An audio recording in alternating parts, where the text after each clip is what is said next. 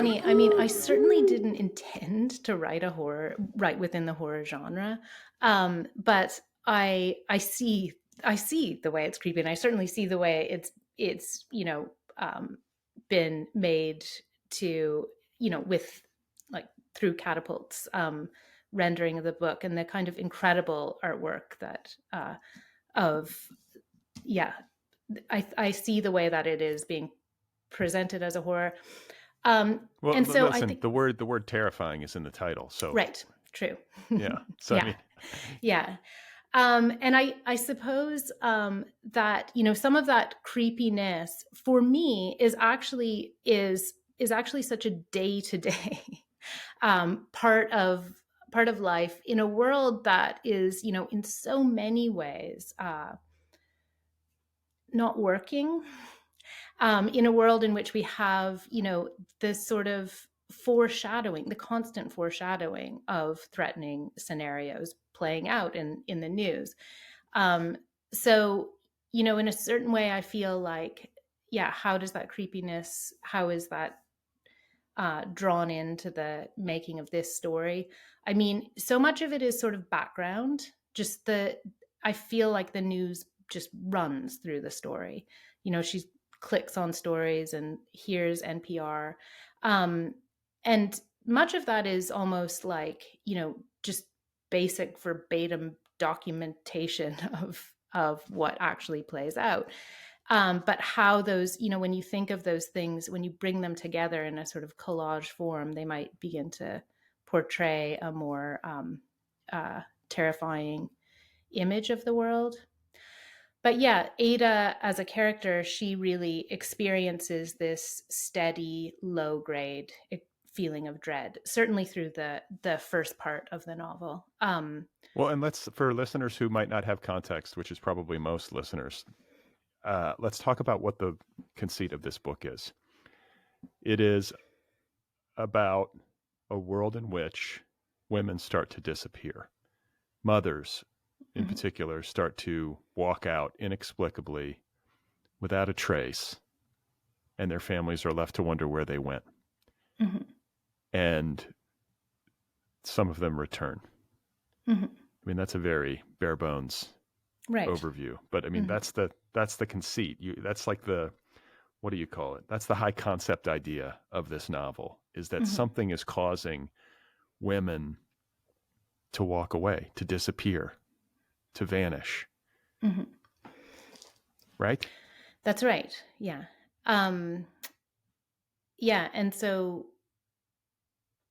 I mean, do you feel like you would like for me to speak about what I think is I want to the know where that cause came of from. that? Yeah, Where I that want, came from? yeah, like Hmm. creatively, like how did this occur to you? Like Hmm. this idea, which is Hmm. so central to the book and so central to the creepy effect that it has. Hmm. There's something scary about that. The idea of moms walking out, you know? Right. Hmm. Yeah. I mean, no doubt there's something terrifying about it. And something very sort of upending of, the civilization we live in. If mothers just quit, or just really like took no more responsibility for the creation, for the collective creation of our society, what might that cause us to, in what ways might that cause us to think about the society that we're creating, the world that we're creating? So that is an interesting aspect to me of that conceit, and of my choice to sort of delve into that, as opposed to other directions I could have taken it. It did occur to me that it could be women who walk away, and that would be interesting in many ways. But I wasn't so interested in just the gender binary. But I became really quite interested in imagining this scenario. But your question about where this came from, is, so again, it comes back to it's personal. I it comes back to a feeling that I was living with and that I continue to live with, in which a feeling of really profound discomfort with the conditions of the world that I live in, that we live in. There are countless things that are sources of discomfort. And, part of it for me is I have this bad habit of, you know, clicking on the Guardian app on my phone and just like scrolling through headlines in which it's on a daily basis. It's truly, just catastrophic things happening. And so, paying attention to the bad things that are happening in the world, um, thinking about them, trying to understand where they're going, trying to understand what that means for, the future of one's own life, but not to mention the future of your child's life. That kind of sense of threat that is surrounding us despite being, living in comfortable conditions. And so for me, the personal sort of background of this conceit has to do with that feeling of sort of overwhelming discomfort with the world I was living in. It was the first year that Trump had been elected. There was that I began this novel. The Western Canada, where I grew up, had just had its worst ever year of forest fires. That's now been exceeded, and currently exceeded here on the East Coast. But there were so many things that were sources of real discomfort for me. But I moved at that time to, this eminently comfortable town, Ann Arbor, Michigan, which is this middle class college town, very educated, liberal, a place in which comfort is on offer. And so that contrast for me, of kind of questioning what is it that I'm aspiring toward here upon moving to this place, and how do I reconcile that with my feelings about larger, really pressing concerns in the world. So that discord was something that I was personally experiencing. This sort of vibe of like things not being harmonious. Yeah. And so then, I began to imagine. I suppose I began to imagine or question, is there any alternative? Is there any out? I mean, that's a sort of question that sort of, I think, plays in all of our imaginations in different ways and times in our lives. But trying to sort of imagine that and the natural environment presenting itself to the imagined character who I kind of began to think through soon after I moved to Ann Arbor. That's really where it came from. And then sort of I began to imagine her feeling something. And I began to question whether or not what she was feeling would be something that others were feeling. And very quickly I felt like, yeah, for sure. Okay. There would So be others. let's drill down a little bit here for listeners and kind of maybe set up the cast of characters. We have Ada, who is the heroine, the central character of the novel. She is married to Danny, and they have a child, a son. And is it Giles? Like, what's the name? Yeah, I realized I like really set my I gave that character a name that most non-French speaking or Canadians would know What's how the to two pronounce. L's? That's Gill. Gilles. Yes, yeah. So yeah, the French soft Gilles. It's Gilles. Gilles. Okay. That's in my, but you can I didn't pronounce know if it it was any way you I was want. thinking it was like an English thing, like Right. Giles, but it's Yeah, actually yeah. French, so Gilles. Okay. Yeah. So Danny, Ada, and Gilles, and they're a lovely, youngish family. I believe they're in their late 30s, but navigating all the stuff of middle age and parenthood and living in, I guess, a variety of places. But it's like Ann Arbor, I believe, is where Danny has a teaching job. And one of the dynamics of their relationship has to do with Ada constantly feeling like she should be someplace else. Should we live here? Should we be on the west coast of Canada in this kind of like, serene natural environment, sort of away from the chaos, or do we go back to Montreal, which is the place I maybe feel most at home? And so she kind of always feels a sense, and I can relate to this. I think a lot of people are always thinking like, am I in the right place? Right. So that's an aspect of it. And then, as you say, she starts to feel this strange pull. It is so creepy to read. I don't know why, but it really made my skin crawl or gave me the chills, where she will suddenly feel, I guess, what you would call a pull when she's in the forest in particular, something about being in nature. And eventually this pull leads to her disappearance. I don't want to spoil too much for readers, but I mean, you got to discuss the pull and like what it is that causes these women to disappear. And there seems to be a through line from one disappearance to the next. It does seem to have something to do, like you keep saying, with the natural world, right? I think that I see the women as having different reasons.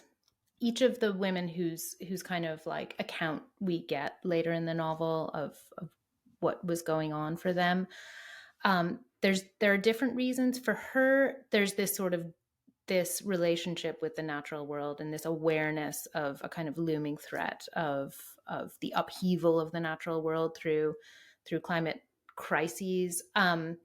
But for others, the woman who she first notices, who's vanished, Raven Raven Wallace. Wallace, yeah. There are other social things going on, but in each case, there's some kind of sense of disharmony with the world around them. And so I wouldn't say that all of the women are thinking about the natural environment, but that is the aspect that gets really sort of amplified and that we get to really think about through Ada's personal experience. But yeah, because there are some other women in there, Yasmin Erkel, the Muslim woman who's living in Munich, who she has her own kind of discord with her social environment. They're different imagined causes in each case. Well, and in the case of Ada, I mean, you were talking about this a bit ago, and you were kind of relating it to your own experience of being in this very comfortable middle-class college town that's very liberal and welcoming and sane, I guess, Right. as much as any place could be. But then having that be juxtaposed against the Guardian headlines and the news of environmental degradation and chaos and looming catastrophe. And the word that comes to mind as I think about this is anxiety. This is a book about anxiety. And the feeling that it evoked in me as a reader is it made me anxious, to read it in that kind of horror film sort of way, but also I think in a deeper human way. And it brings to mind for me this issue of paying attention to the news and having a sense of what's going on, or trying to parse all of this stuff politically, environmentally, and otherwise, but also trying to maintain some sort of mental health. And it is weird to go from reading about how like the coral reef is now bleached and will be gone in 20 years to like making chocolate chip cookies in your like convection oven or whatever, like that's like modern life, right? How do we balance these things? Yeah, I mean I feel that suburban life is potentially like that eco horror when you pay attention.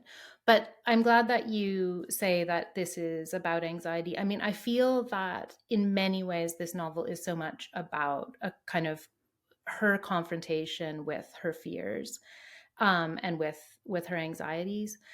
And that theme of kind of living with low-grade dread, living with anxiety, living with that confusion of how to reconcile the bigger situation with, your personal life in which you're trying to just, live a comfortable life.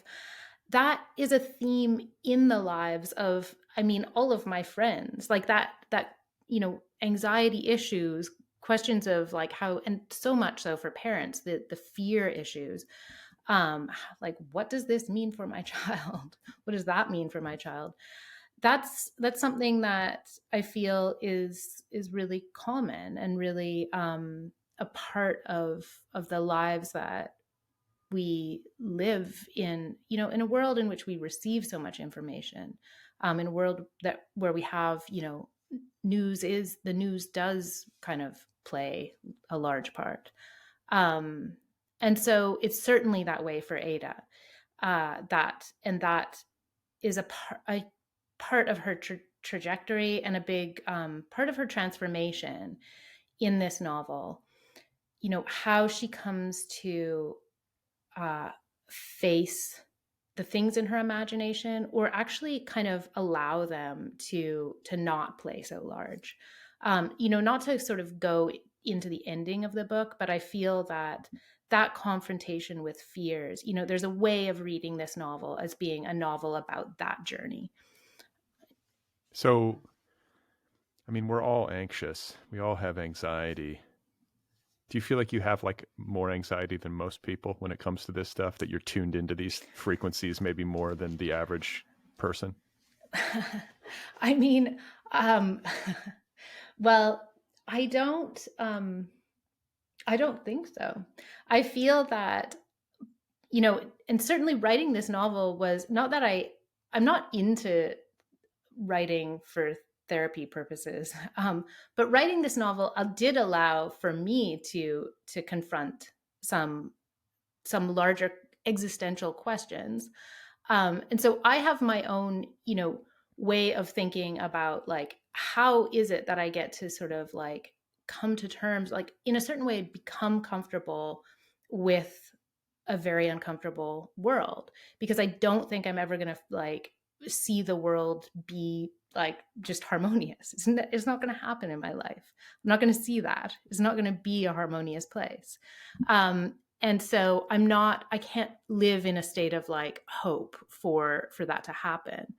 And I am really interested, your question is a personal one for me. But I am interested in thinking about, like, how do you live in, for me, a universe essentially that is very defined by, random events, chaos. Like, we can't predict so many things. We can't control, like, you really get confronted with this when you become a parent, how little you can control.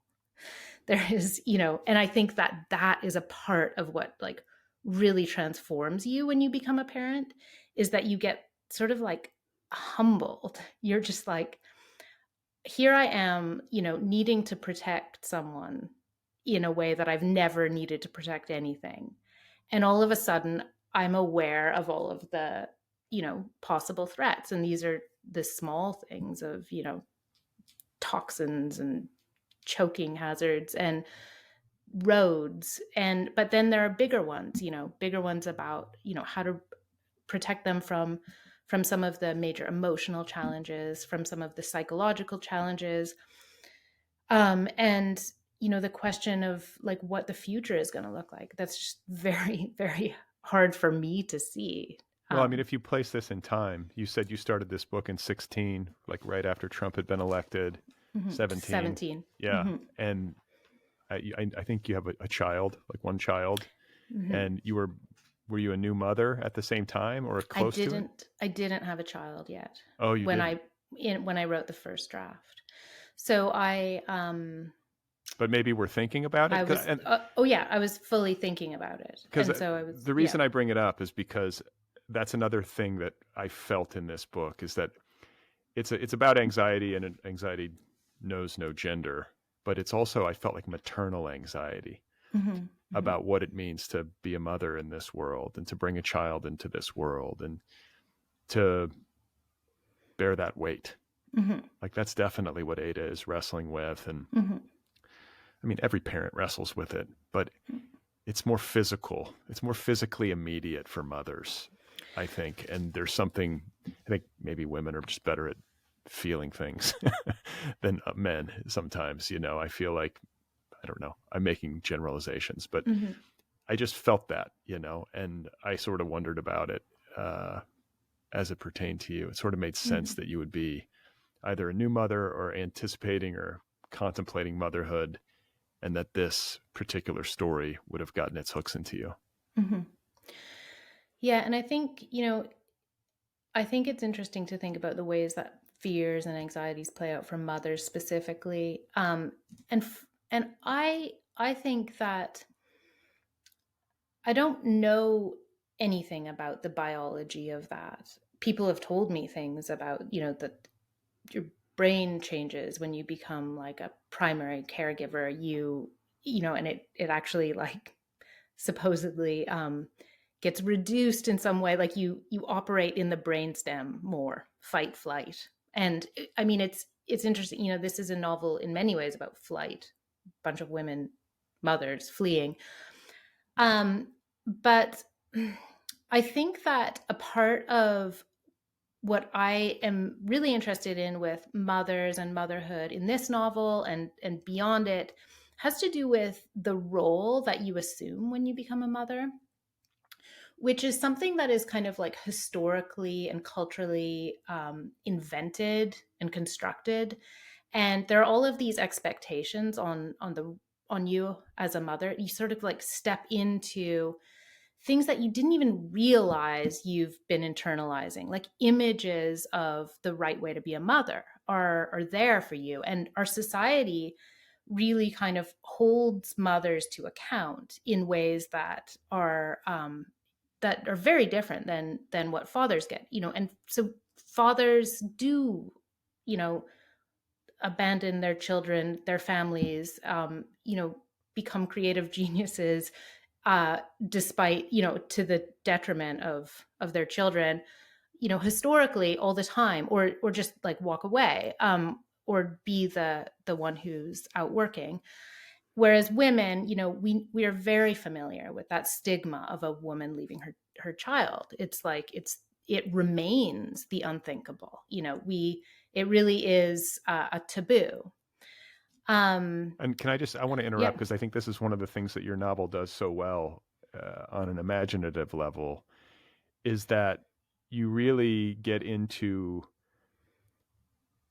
illustrating on the page a very plausible outcome in terms of human response, governmental response to these disappearances.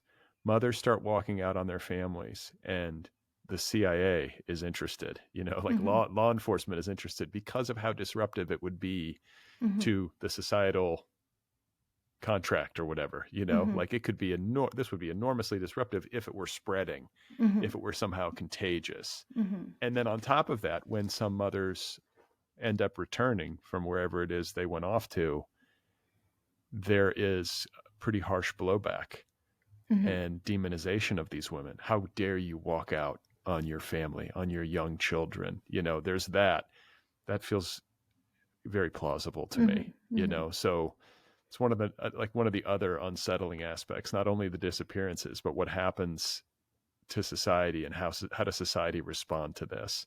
Hmm. And I would tend to agree. Like if dad started walking out mysteriously, there would be concern. Maybe law enforcement would get involved, but it wouldn't be quite the same. Hmm. Yeah, the sort of backlash or anger wouldn't necessarily be the thing. Yeah, I mean, I think we can all too easily imagine the sort of political responses, some of those political responses to this. I feel that the novel and the story itself is doing something where it is actually um, trying to like hold up that we can think about that taboo as being actually something that's not individualized. So if it were to happen on a large scale, that women were to walk away from their children, it might cause us to think about the causes of that. Why? And why would that be happening? And to look at that bigger picture. And so I feel that the novel is and the story in the novel is really trying to do that, to sort of rather than stigmatize an individual mother or think about what that stigmatization might be, it gets us to think about the larger society. So there's something like other words that occurred to me or that I jotted down in my notes as I was reading this novel. I found it to be psychedelic. I found it to be like, and I say this word not really knowing much about it. I'm not good at, this particular subject matter, but it struck me as pagan, like witchy, Right. Also very sexual. Like this, there's a lot of sex in this book. And Is there? I think so. This married couple, I'm like, damn, these people, they're into each other. But I felt that, and I felt like that was somehow connected to the physicality of the book overall. Like you can feel the earthiness of it and this connection to our natural environment in ways that I won't fully spoil for listeners. But Mm-hmm. it's all of those things. And Mm-hmm. and then you start to think about the way that it sort of alludes to classical mythology and Artemis, the goddess of the hunt. And then I could also detect in yet another subject at which I have very minimal expertise is the feminist theory. Like I think there's some of that interwoven into the text, and there could be references in there that I missed, but I definitely could sense some of that.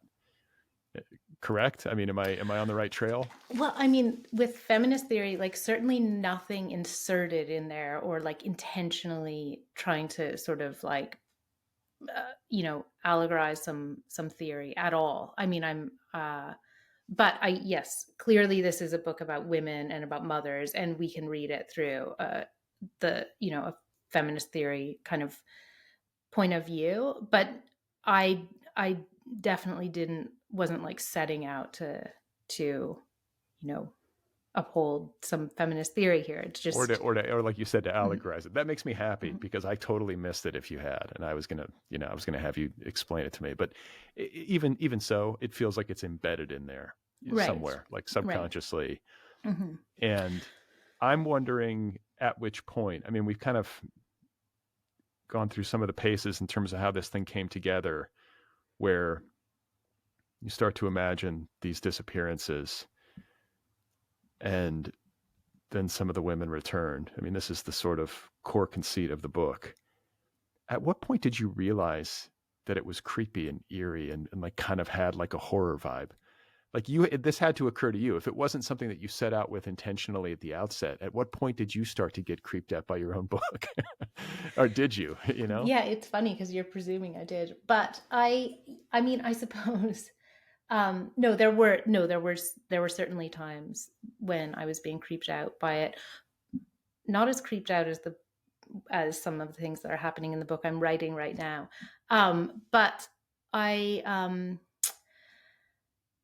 I think that some of the like major confrontation that happens in the end between Ada and that kind of natural environment space that she's being drawn to, that was where I had to become very clear with myself about what it was that was happening. And so and what choice she was making in the end. And I don't want to talk about that too much because I feel that those are the sort of like pivotal climactic scenes. Of course, yeah.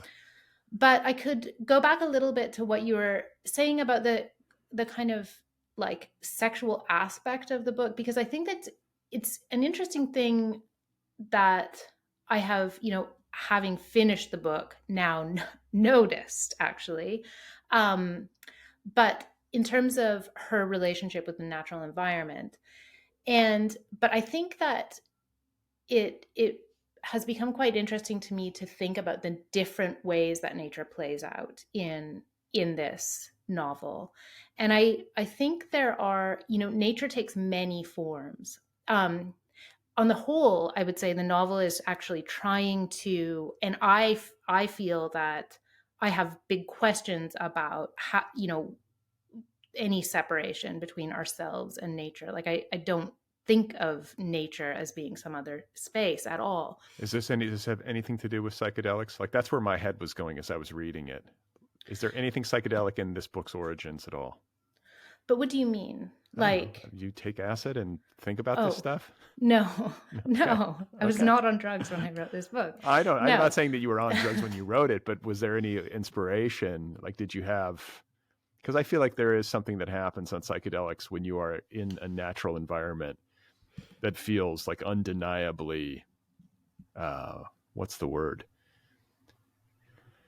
It animates the life force of nature Hmm. in a way that is not evident in like ordinary day-to-day existence, like trees breathing, like the sense of Right. like real connection. That's what your book evoked for me.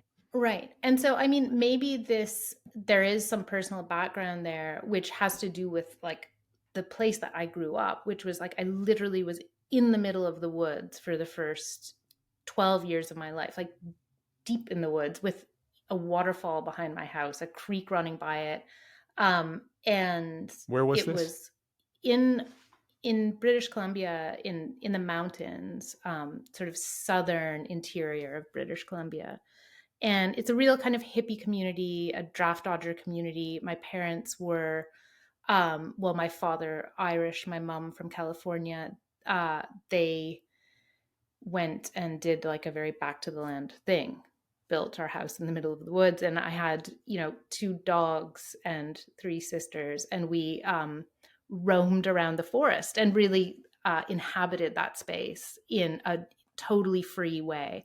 And so maybe, some of that, no doubt, some of that is like very, very much You didn't need informing psychedelics. my You didn't need it. connection. You had a Yeah, psychedelic childhood. You didn't need yeah. it. So I would say that in terms of like mind altering substances, no, like I don't have, that's not a part of what's informing my thoughts about, those spaces of nature that I think I have had a lot of time in to sort of recognize for their own, breathing, living kind of powerful qualities.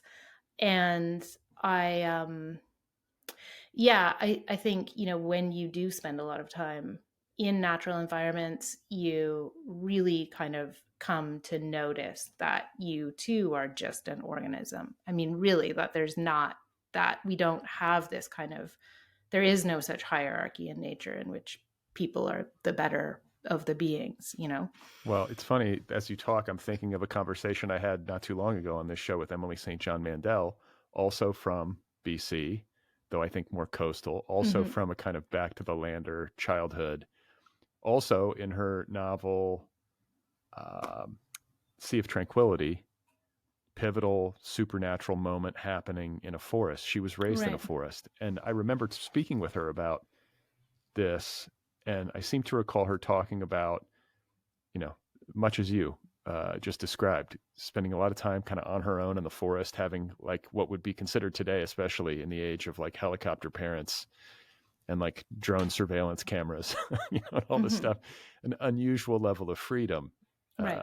And also, occasionally, something a little eerie about Right. being alone in the Hmm. forest. Hmm. I've felt that. I think anybody who's deep in a wood by themselves has felt some degree of like, is anything watching me? Like, am I being Hmm. followed? I mean, do you have some of that too from your childhood?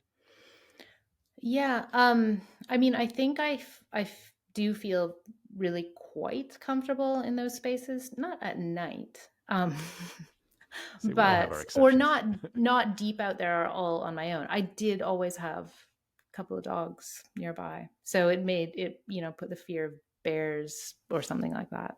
Uh yeah, aside. Um yeah. Yeah, I think, that's probably something I actually totally take for granted. So that's embedded in the novel, and that's like the undercurrent there. That is actually for me, that kind of like a lot of what might come off as creepy in this novel is I'm seeing as being kind of um more just this kind of like organic phenomenon of being, an organism. Yeah, but I don't think most people have that sense. I think maybe we know it intellectually, but it's just not foregrounded. It's not something that we live. It's Mm-hmm. something that we sort of intellectually understand. And Mm-hmm. Mm-hmm. I think that this novel is obviously taking its heroine into a real communication with that reality. Mm-hmm. And I, if you have something to add, go ahead. Well, yeah, I'm just thinking about, just to go back to that, like the way that, because surely nature, natural environments play a huge role in this book. And I think that, um, you know, what that role is, it has a variety of faces. And so in the novel, we can see her relating to that environment in a number of different ways. We see her playing with her child there in a totally free, kind of wild way, in which the imagination gets to kind of really take hold, and in which, I feel like what we get in those scenes is an encounter with imagine you know imagination, and sort of the possibility of imagining alternative lives, just ever so subtly, but because there's something, it's outside of the grown-up world, it's outside of the urban world, when she and her son play wildly together, and outside of those spaces there's this feeling of like, what if, like, what can we play, what can we imagine, and and so that, like, the natural environment as a place for imagining is one that really manifests, I think, and very much through her child. But then there's also, the natural environment as something threatening, and that's something that she's hearing about on the news, like almost this vengeful form that it's taking as it looms over, and there are references to wildfires and references to major floods, and the smoke from the West Coast fires is so much that it covers the skies in Michigan. And so nature as a kind of like threatening force is another face of nature in this novel. And then there's that kind of like lure, the pull, and the sort of like seductive aspect of it, and the one that she becomes sort of tempted by. And so that, and then that's the one that she ultimately sort of confronts in the end, like, and I feel it's one that I feel is that confrontation became a very important one for me in you know thinking about where this story, like how it plays out. And so you might feel tempted to just kind of like return to some natural way of living in which you merge with the natural environment in some way. But what that's at the cost of, your human life, the one in which you have relationships, and in which you have a world, and kind of other challenges which are uh, might feel hard, but are really important if you're going to keep those relationships. Yeah, it's funny you talk about this pull that the forest has on Ada, and how this pull is obviously related to her disappearance. The effect that it had on me and the way that it played for me as the reader of this novel was like a horror trope. Like, Mm-hmm. don't go into the forest, Ada. Right, Like, right. she's Mm-hmm. like playing with her son and they're in the forest, and I'm like, don't go in. Like, it's kind of like the haunted house almost. Like, don't go Mm-hmm. in there, like that was the effect. I don't know. It Mm-hmm. doesn't seem like that was preconceived for you. Like, you were Mm-hmm. kind of seeing it that way. This was to use maybe like an apt word, it was more organic for you, like Mm-hmm. the Mm-hmm. way that this narrative kind of came together. Did the notion that you were kind of using a horror trope ever occur to you? Only ever so slightly. Yeah, That's I so mean, toward the fascinating. end, when she's on the mountain in Montreal, and she starts to feel it drawing her in. I could feel the horror vibe of that. for Do sure. you Yeah. watch horror movies? Are you into Hitchcock? Like, is there any of that in your DNA? Only so slightly. My very good friend Panos Cosmatos is a maker of horror movies and has yeah. But so like through him I think about horror. But I'm interested in horror as a genre, and so much for the ways that it can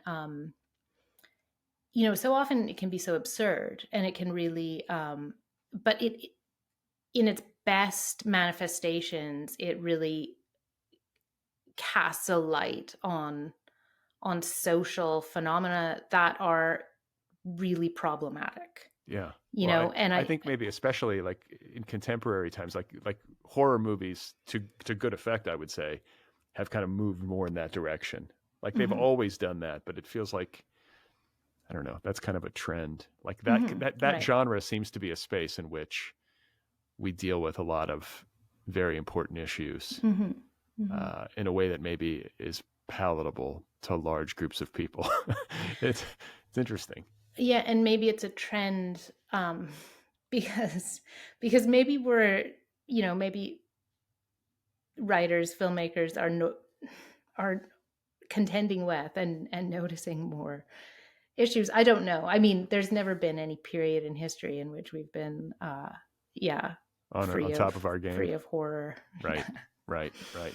Well, one of the things I want to talk with you about that also, gave me the creeps as I read this is the return of Ada and the return of these women. Mhm. There's something so haunting about this idea of like mom disappearing, something primal about that. No idea where she went. There's these heartbreaking scenes where the son is like, "Where's mom?" Mhm. Like, ugh, Mhm. as a parent, you're just like, "Oi," like that sort of stuff is no fun to think about. And then she comes back and suddenly just appears. That's spooky. Even though it's great, it's like, oh yay, she's back, but it's like, ooh, where was she? And she's naked, Mhm. like the circumstances are like eerie. Like these women are returning, like found like walking nude on the side of the road in the middle of winter or whatever it is. Do you have something to Mhm. add or Oh no, but she's not naked. But well, that's all right. She's like smelly Chicago Bulls hoodie, but it oh, doesn't okay. matter. Well, But yeah, Isn't there one woman who's like, forgive me for not remembering the details, but like, I want to say there was one woman who was just found walking without yeah. clothes on the side of the Yeah, the road. opening scene. Yeah, but then he kind of goes into the bathrooms and pulls back the shower curtain because she's been standing in the shower for so long, and he suddenly is afraid that actually she's left again. And Yeah. so then yeah, there is a naked moment right then. Okay. Mhm. Yeah. I should have remembered. But, I think like the point is that the eeriness does not end with return because, or the anxiety does not end. Right. It actually Mhm. ratchets up because then it's like, Right. is she going to go away again? Did Mhm. something fundamental change within her during her disappearance? Is this the Mhm. same person that I knew who left, who has now returned, who can't remember where she was, has no real explanation for what happened? And then there's a great line from Ada in the book because this is vexing for her too. It's not just vexing to her husband and her son and her, parents and extended family or whatever.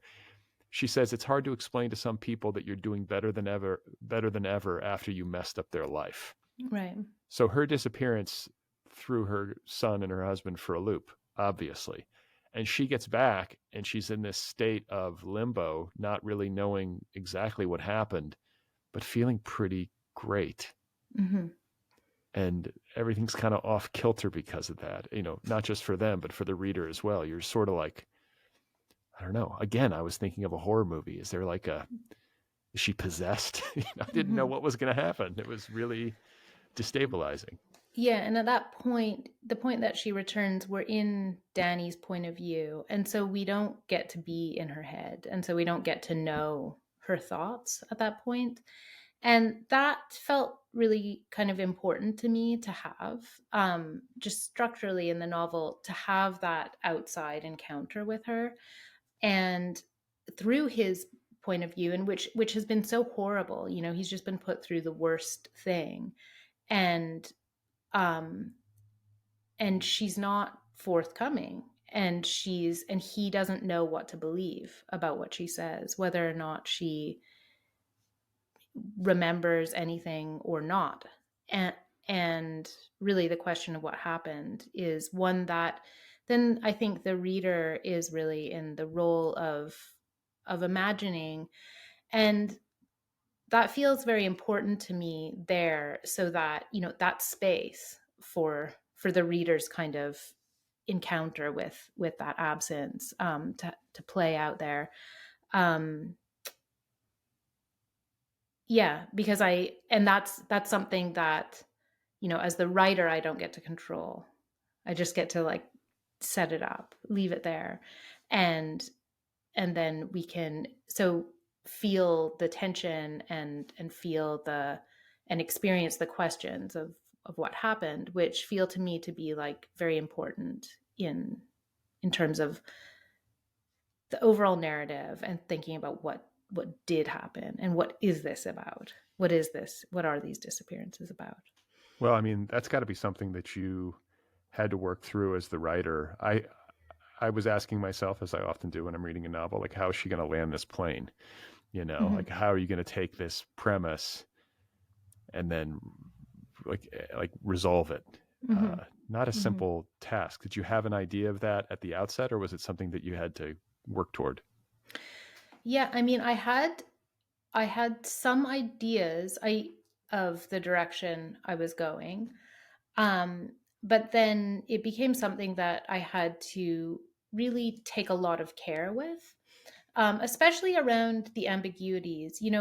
I appreciate ambiguities in literature. I want for them to remain open enough, so that so that as readers we can think about the diverging possibilities that an ambiguity presents, um, and but not overly ambiguous. And so I feel that I present a sort of resolution in this story, that we do get an explanation that of what is happening to them. And you know in terms of the question of whether or not this is a supernatural phenomena, or whether or not there's some explanation, some sort of psychological explanation for it.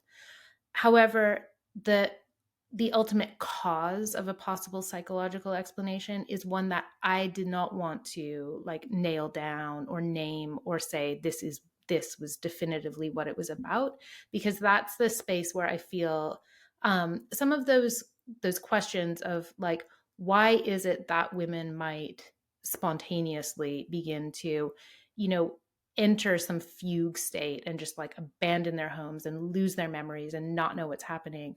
What in the world might be causing this? To me, that again is a space where I want the reader to sort of like have to interrogate it themselves. Well, I want to say it was a Duke research fellow, or there's some academic who studies a phenomenon called ambulatory automatism Right.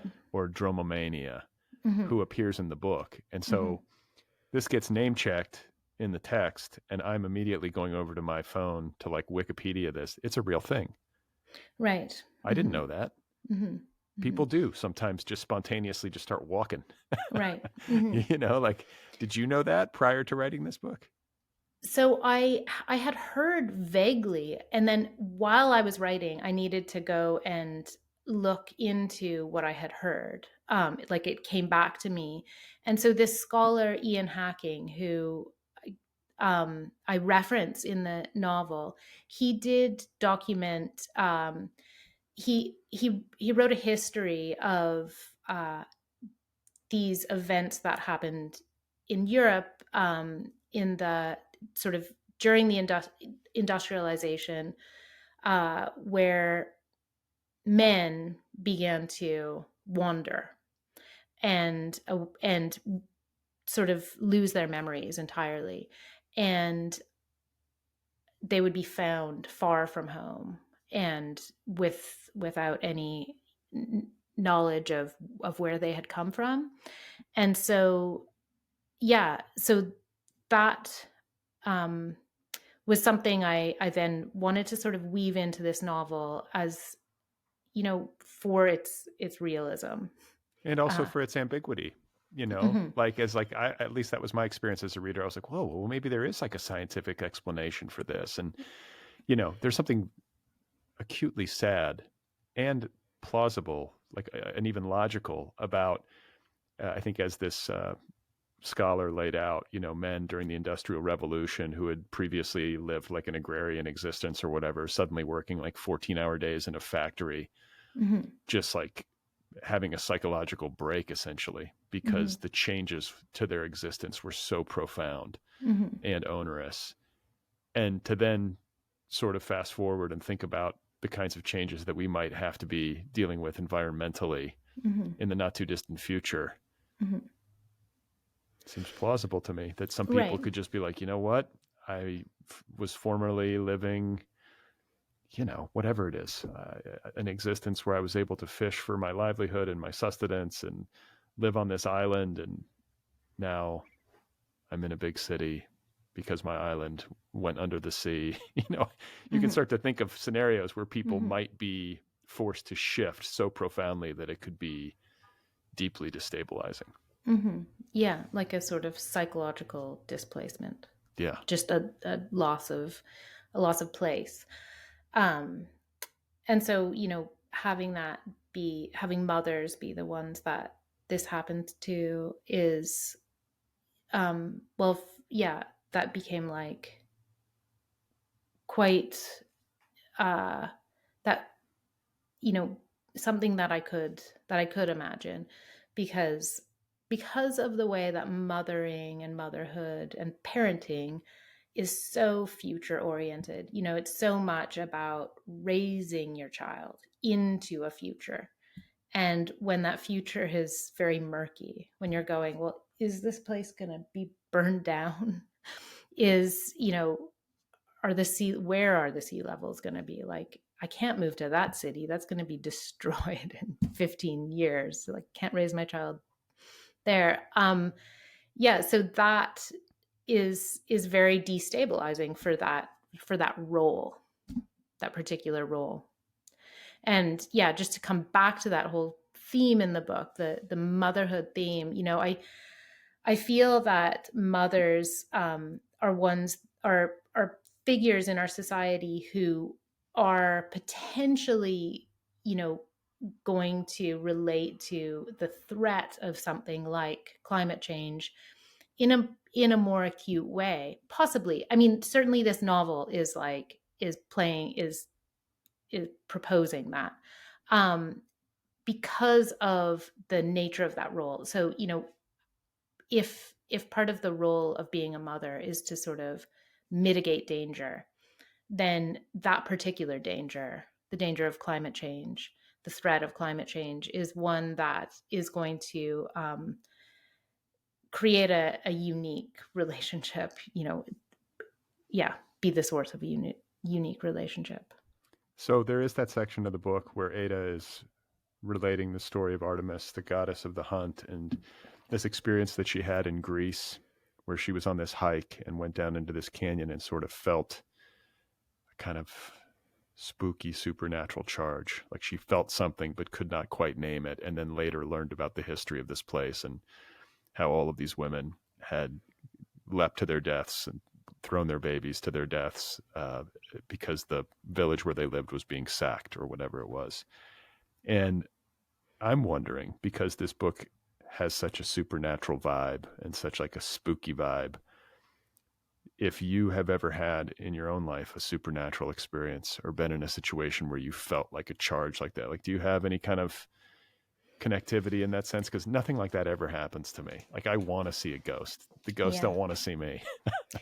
Yeah, I'm not a ghost seer. I wish I was. Everyone's got these great stories. I'm like, when's this going to happen to me? I just feel left out, but I got nothing. Yeah. I mean, I I feel interested in people's ghost stories, and in the kind of like, I don't know, in some psychoanalysis of that sort of subjective state. And And certainly interested in like what in perspectives that might be different than what we might agree upon as being normal. I don't know. I mean, but like human subjectivity is so varied and so kind of not concrete. And um yeah, I mean, I'm just very fascinated with human subjectivity, and yeah, in all of its variety. But yeah, ghosts, supernatural. I mean, I'm not like a someone who's thinking about that a huge amount, but it does play into this novel in so far as she feels this feeling in this place where she later learns that something happened. And that is something that she then attributes some meaning to herself, even though she can't kind of name what that meaning is. When she's sitting at the dinner party and trying to tell the story, she gets flustered and can't describe it clearly, and then she feels bad in some way for the way that she told the story because it meant something to her. But it gets sort of reduced by to something less meaningful by that conversation. So you had a kind of peripatetic youth. You've lived in a lot of different places. Your bio interested me. I want to say it was like Ireland as a teenager, maybe England too. You lived in Manchester. You spent time in Turkey, Syria, and Lebanon. Then went to Baltimore and got your MFA, and now you're in Ann Arbor. So you've bounced Mm-hmm. around a bit. Mm-hmm. Mm-hmm. I've spent time in various parts of the world, um, mostly in Canada and Ireland, and but yeah, I spent a couple of years working in Europe, in some kind of random spots. I had an aunt. My aunt lives in Manchester, and so I stayed with her and worked in a factory there. It was a very formative experience. It was great. And then went to Spain and got a job in a bar in Malaga. As one does. And yeah, and didn't speak Spanish and had to learn some things. Yeah, and I, yeah, I mean, my time in the Middle East, that was really that was a very important time for me in terms of um, shifting my perspective about where I came from and meeting people whose lives were um, just like amazing. And yeah, I just made some very, very important connections there in Lebanon specifically. In Lebanon. I was going to say, and like Syria, it doesn't seem like an easy place to travel. I don't know where you were in time when that happened, but it's Yeah, I mean, I was 19 when I went there, and I so I think I took the lead from my parents who had gone to traveling in Iran and Afghanistan and Pakistan and India in the 70s, and were very much, encouraging me to um, not feel that the world was a place I couldn't uh, visit, that there were parts of the world that would be closed off to me. So I went to Turkey, and then while I was there, I literally looked at a map and was like, um, what's there? What's south of Turkey? What is Syria? Like I was so naive and so young, and so I went there on my own, and yeah, I had an incredible time. This was obviously before the Civil War, and but it was I was incredibly lucky to have visited that like amazingly hospitable and beautiful country before it began to become torn apart. But it yeah. was, yeah, it was the people that I encountered there were amazingly hospitable. Like I was very warmly welcomed. Wow, that's lovely. And like these earthquakes and everything, I mean, on top of the Civil War and all the, difficulty, that's been, we talk about news stories that cause anxiety and are hard to deal with. That's probably number one for me this year. I Right. can't even, it's like intolerable to read those stories or to watch like footage. I know you're supposed to, but a lot of times I would have to turn away. It was just too upsetting. All those, like the recovery. I don't know how much of it you read, but it was heavy. Yeah, no, I was paying attention. Yeah, I was in Antalya and Antakya, a couple of those towns in southern Turkey. Yeah. Well, I have enjoyed talking with you. Your book is excellent, and it just comes at you from a bit of an odd angle. I can't think of anything that I've read that's quite like it. There's like, I know there's probably some corollaries out there, but I couldn't think of one off the top of my head. And I commend you for writing it, like finding your way through it. I always ask people if they're working on anything else, and I think you mentioned earlier that you are. So can you give us any hints as to what that one's about? I know you said it's a little bit spooky too. Yeah, I'll keep it under wraps. Yeah, spooky, not so much in a supernatural way, but more in a interpersonal kind of tensions. Yeah, I won't speak about that at the moment. Superstitious? Well, no, just to, keep it, just keep it to myself for the time being. Okay. I'm not close enough to the end right now to talk about it. Fair enough. Fair enough. Yeah, but I'm glad that you feel the book is this novel is strange and not like other, not easy to compare. Strange in a good way. Strange in a good way, and like inventive creatively, and like there's all this supernatural stuff going on, but again, it's happening to people and to people in a place that is all very recognizable and like ordinary. And I think that heightens the effect.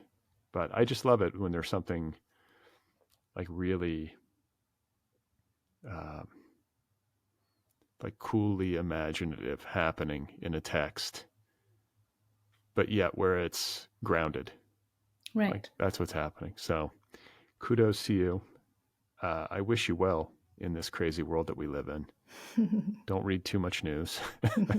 Yeah. I wish you like moderate news intake, maybe no cable news. I'm trying to watch just the BBC, which I find maybe I don't know, maybe people in England think the BBC is crazy, but to me it seems eminently sane compared to the stuff that we get in the States. Yeah, no, I can't watch too much American news. Yeah. American news. I don't think people in America, that's why I think it's worth watching the BBC, because it brings into like stark relief just how nutty American cable news is in particular. So yeah, no, truly. Yeah. Well, I've loved talking with you. I appreciate you giving me the time. I wish you well on this mysterious, spooky, interpersonal novel that you're working on. And I just, I hope it goes well. And maybe we can come, you can come back and talk to me when you finish it. Great. Thank you so much.